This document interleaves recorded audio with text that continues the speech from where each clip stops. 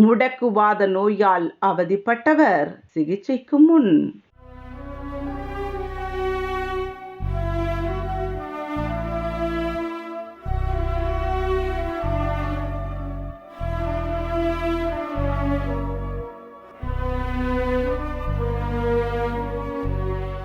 முடக்குவாத நோயால் அவதிப்பட்டவர் ஒரு வார வர்ம சிகிச்சைக்கு பின்.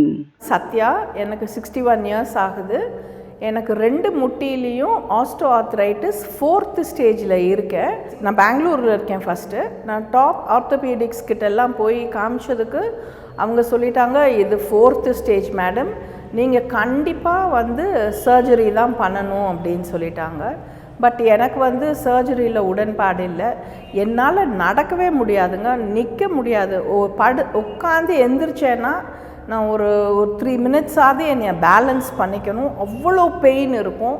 நான் காலை இழுத்து தான் ரைட் நீயை நடக்க முடியும். ஸோ நான் எங்கேயுமே வீட்டை விட்டு வெளியே போக மாட்டேன், வீட்டுக்குள்ளேயே தான் இருப்பேன் நான்.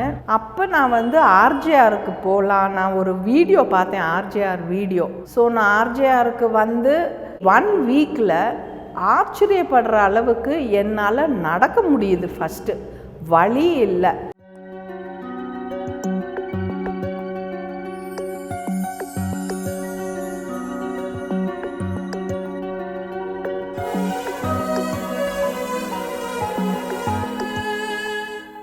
முடக்குவாத நோயால் அவதிப்பட்டவர் ஒரு மாத சிகிச்சைக்கு பின். ஆர்ஜேஆருக்கு வரும்போது என்னால் அந்த படி ஏறி வர முடியல. என்னால் ரொம்ப கஷ்டப்பட்டு தான் ஒரு ஸ்டெப்பும் இழுத்தா தான் நடந்து நான் உள்ளே வந்தேன். நான் டாக்டர் நாகலக்ஷ்மியை பார்த்து அவங்க எனக்கு ரொம்ப கைண்டாக என்னோடய ப்ராப்ளமை எடுத்து சொல்லி, உங்களுக்கு கண்டிப்பாக நாங்கள் குணப்படுத்துகிறோம், இந்த ட்ரீட்மெண்ட் நீங்கள் எடுத்துக்கோங்க அப்படின்னு எனக்கு ட்ரீட்மெண்ட் கொடுத்தாங்க. அந்த ட்ரீட்மெண்ட் நான் எடுத்தேன். மெடிசன்ஸு, கஷாயம் எல்லாம் கொடுத்தாங்க. அதை நான் கரெக்டாக ஃபாலோ பண்ணிட்டு வரேன். எனக்கு ஃபுல் கான்ஃபிடென்ஸ் இருக்குது டாக்டர் நாகலக்ஷ்மி கொடுக்குற எனக்கு ட்ரீட்மெண்ட்டில்.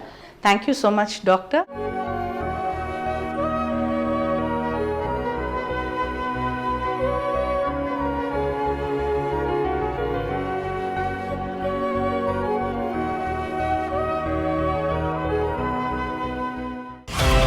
RJR Herbal Hospital.